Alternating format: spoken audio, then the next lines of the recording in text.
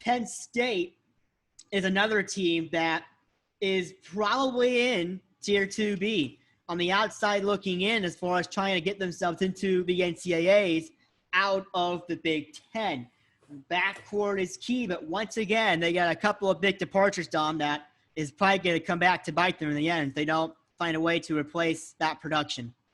Right. They lost just about everyone. Their leading scorer, Miles Dredd, or their leading returning scorer is Miles Dredd, and he averaged 8 points per game last year. That says it all.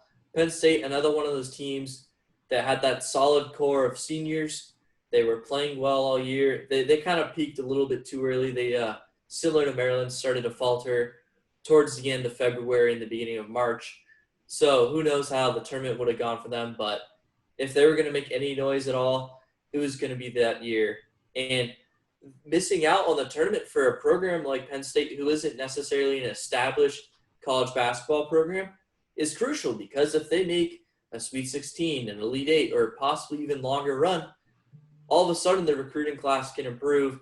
And that, of course, didn't happen. Their recruiting class might suffer from it.